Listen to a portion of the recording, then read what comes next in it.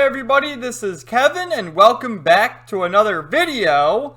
And today I would like to go back and take a look at a video I made last year titled My Top 10 Most Anticipated Games of 2022. Go through that list and discuss the games that I actually played, the games that I no longer care about, and the games that were delayed until 2023 and beyond. So I'll have the video linked in the description if you want to watch it for yourself.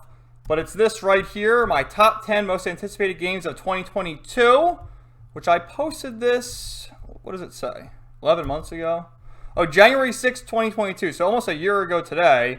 And you can see on the thumbnail, it's the game Granblue Fantasy Relink, which did get delayed until 2023. I'm still really excited for it, just because of the design of the characters. That's like the artwork. But the actual game reminds me so much of a Tales of game. And after playing Arise and Berseria, I can't wait to play more Tales of games and Tales of-like games. So, still holding out hope for Granblue Fantasy Relink. I do believe they released a new trailer, or an update or something, on the 31st, on New Year's Eve. So, there's still hope. And another thing about that game is Nobuo Uematsu is the composer. So, I noticed this too with YouTube. I didn't even do this, but it has this thing called chapters.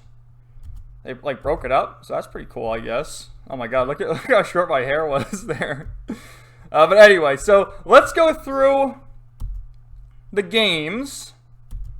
Right? We'll start with I said 10, but there was an honorable mention. So with number 11, we have Hogwarts Legacy. Right? Hogwarts Legacy is a game I no longer care about. I had it on here because it's sort of sold itself as a single-player MMORPG. You know, you choose your wizard and join your house and play out the Harry Potter story or whatever. I don't really care anymore. I mean, I liked Harry Potter growing up. I liked the books and the movies, but I'll pass on it. In a certain sense, I hope it does well, just despite the people who hate J.K. Rowling, because she did nothing wrong. She's a feminist on their side in most cases, but they're constantly, attacking J.K. Rowling. I have no idea why, but it is what it is. And I found this interesting too. This is from the wiki page. The release date, right? It's coming out for the PS5, PC, and Xbox on February 10th. And then it's getting ported to the PS4 and Xbox One in April, and then ported again to the Switch in July. I can understand the Switch port taking some time because the Switch is more archaic to those other consoles. But why couldn't you release it on the PS5 and PS4 at the same time? The only difference between them is the loading time. Nothing graphically is different. So I have no idea, man, but it is what it is. So number 10, we have Elden Ring, another game that I didn't play and really don't care about. I had it on my anticipated list because I do acknowledge the fan base. Got a lot of fans. It did win Game of the Year. Beat out God of War Ragnarok, thank God. But I don't like open world games. I don't like the difficulty of the Souls games. So I'll never play Elden Ring. It's there because I acknowledge it is a well-made game, but it's just not for me. Okay, number 9, we have Star Ocean: The Divine Force, which is a game that I played and I loved. Star Ocean: The Divine Force. Got it right here, man. I did a review of it. And one of my favorite games of 2022, without a doubt. So, Star Ocean: The Divine Force, definitely made the cut with a game I was hyped for, and it delivered for me. So, next up, we had Lord of the Rings Gollum. I don't even know why the fuck I put this on the list. I mean, it looks cool. Like, he plays Gollum. But this has been delayed so long, I don't even know when it's coming out. It says 2023, but there's not even a Wikipedia page. I found like an IMDb page, and nobody really knows shit about this game. So, I don't know. I had it on the list back then. I don't really care. It's coming out at some point, I guess. Okay, number 7. Dot Hack GU Last Recode. This is another game that I actually bought. It got ported on the Nintendo Switch. I still haven't played it. I got it because I want to play it at some point. That's the way I am. I see games, whether they're on sale or something I want to play in the future, and they kind of just sit there until I eventually get to it. And it looks awesome. This is PS2 games. There's, I think, 3 different games. No, there's 4 games on here. No, is there 3 games? It says Dot Hack GU Volumes 1 through 4. So are there 4 games on here? Holy shit, I thought there was 3 games. But at some point I'll play it, and it's one of the great PS2 games. So, Dot Hack GU Last Recode. Next up, we have Pokemon Legends Arceus. I hate Pokemon. At a certain point, I did enjoy Pokemon up to Generation 4. Heart Gold and Soul Silver are the best. But after playing the subsequent games, I have no interest in Pokemon anymore. And I'm glad. I'm glad I'm over Pokemon. Number 5, Granblue Fantasy Relink. Again, this game just reminds me of the Tales of series. Just the way these characters look. I want this game to come out. I will buy it. It looks awesome. The new trailer they had looks great. And hopefully it comes out soon. It's right up my alley. Okay, next up we have Stellar Blade, which is a PS5 exclusive coming out in 2023. This is by the same company. It's like a South Korean company that did the gacha game Nikkei Goddess of Victory, where you have all these sexy ladies holding guns, and as they shoot and recoil, their ass jiggles. And so, I had to get an additional screenshot just because, you know, I can't help myself. And wait a minute, here we go. So, maybe Stellar Blade and Final Fantasy 16 will be the reason why I buy a PS5. So... there you go. Okay, next up is Digimon Survive, which I also have this one. I have to find it. Hold on one sec. Okay, Digimon Survive was another game that I did a review on the channel. I beat it. I enjoyed it.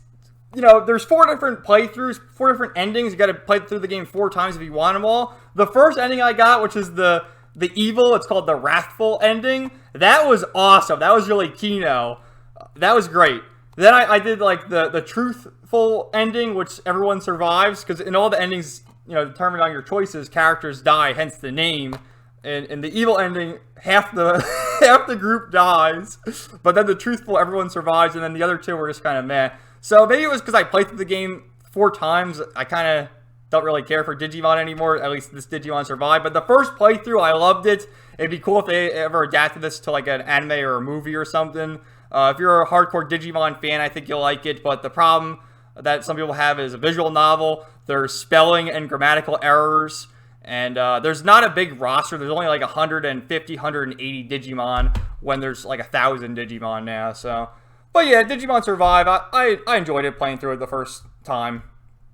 Alright, moving on to Triangle Strategy, another game that I played through and absolutely loved. I went on the Switch, I did a review. This is another game that has 4 different endings. It's a tactical RPG. Better than Digimon as far as tactical battles go. This is awesome. I think it was Nintendo, Cryware, and Unreal Engine. I think the same people who did Octopath Traveler worked on this. Because, yeah, it's also Square Enix. It has that sort of art style, the 2D, 3D. Really solid voice acting. I've heard people say in their reviews the voice acting is not too good because it's like the prim and proper stuff, like medieval. But I liked it. Great story. And I wouldn't mind doing a Let's Play of this at some point, going for one of the other endings. I think I got the Benedict ending, which, Benedict, with his war crimes, that's the meme there. So, definitely recommend with Triangle Strategy. I loved it. Benedict's the guy on the left, if you're wondering. And then, Roland to the right, Frederica. And fuck, what was this dude's name? I forgot his fucking name already. God damn, the main character. I don't even remember his name. That sucks because Benedict was the dude. But anyway, moving on to number 1.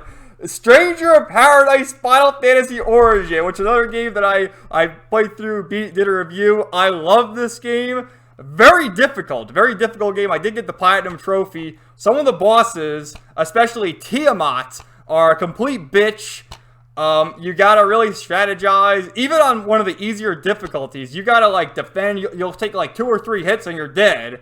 But yeah, I enjoyed this. I've been contemplating whether or not to get the DLC. It's like $30, so I don't know if I want to shell all that out, but maybe at some point. I enjoyed it. Really, the story is all over the place and goofy, and I just love, let's go back to it. Just Jack, this is his outfit with the fucking cowboy hat on, like, what a fucking badass. I'm here to kill chaos. I'll do everything in my power to kill chaos. I don't give a fuck who you are. When that's the one cutscene where he's talking to Licht, and Licht's like, I am the demon Licht. I don't give a fuck who you are, and he punches him. I become chaos. So yeah, Final Fantasy, Stranger Paradise, Final Fantasy Origin was definitely Kino. So yeah, most of those games I did play. I played, well, of the 11 games I mentioned, I bought 5 of them, played 4 of them. I guess I'll get the dot hack GU at some point. A few of them I don't really give a shit about anymore, like Hogwarts or whatever. But I am still excited for Grand Blue Fantasy Relink. Stellar Blade, I may have to buy a PS5 for that, along with Final Fantasy 16 and 7 Remake Part 2, and all that good stuff. So let me know what you guys thought in the comments down below. Did the games that you were anticipated for this past year turn out like you expected, or were you let down? Let me know, and stay tuned for more videos coming soon. So everybody have a great day.